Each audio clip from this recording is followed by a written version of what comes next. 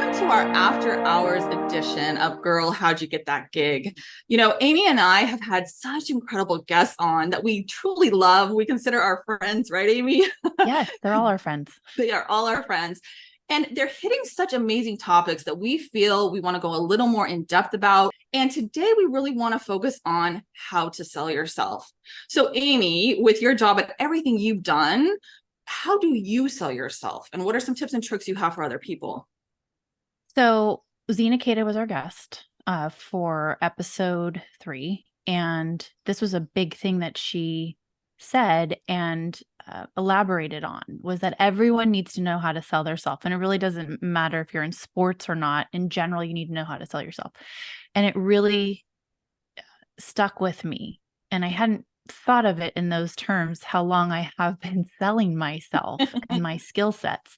So how I sell myself, you'll get into it in the episode when you watch it, especially with what Zena says, is to first and foremost, you need to identify what you're good at and your skill set, which is really hard to do. And I say this in the episode for anybody really young watching as college students, it's very hard to be able to identify what you're good at because you don't really know yet. You're still forming, you're still growing, and you're going to add so much to your plate, but you do know what you like.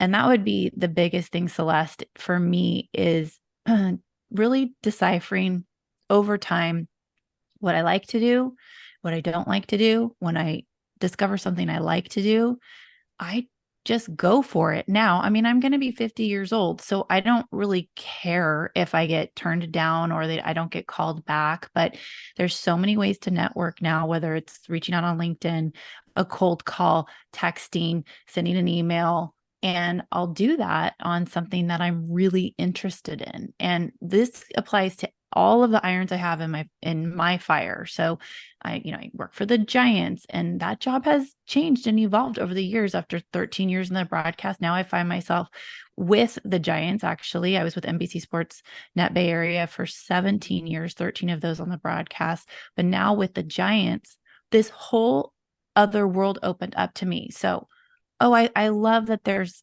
Autism Awareness Night. I'm going to reach out to the head of marketing, Faham, and say, do you need a host? I want to be involved. That's the biggest thing, is letting people know that you want to be involved in their project. You're interested, you are inspired by what they're doing.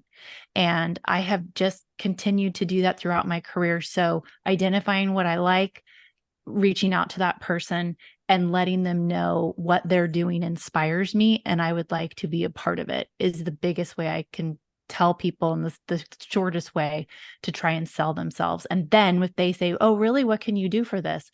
Now know what you're good at, right? Well, I can influence. I have X amount of followers.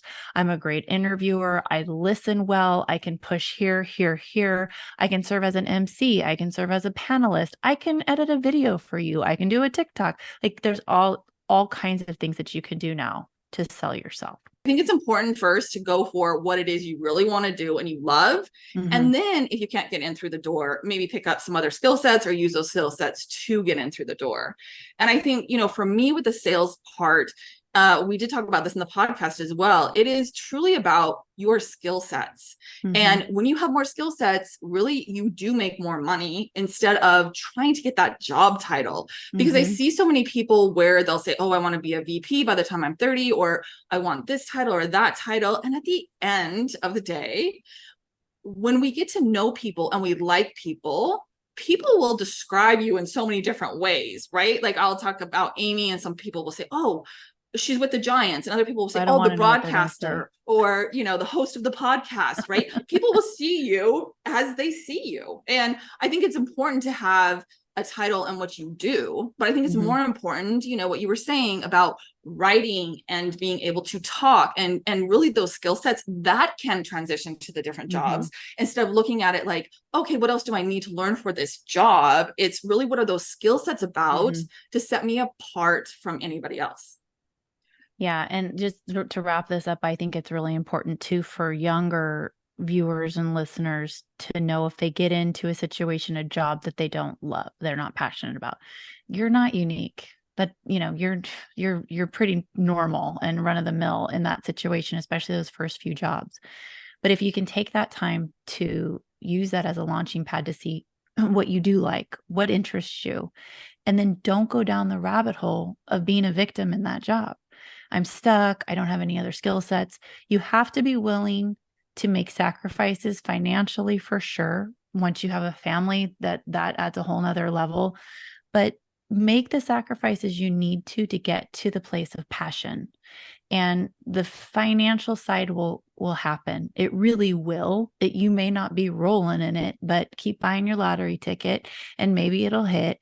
But to live a life where you get to work in your passion is so much more rewarding than living a life where you don't have any time to spend that paycheck you're getting because you're always at the job that you don't like. So I would just say, really identify what you're passionate about and then go for it and know what you're good at. And those worlds will merge. And then you'll have like music go, oh.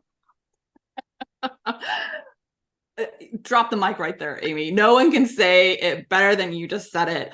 All you viewers and watchers out there, let us know. Tag us at Girl Gig and let us know what skill sets you have. Let us know how you're selling yourself. Let us know of anything that we didn't bring up that you're using as a technique to help others.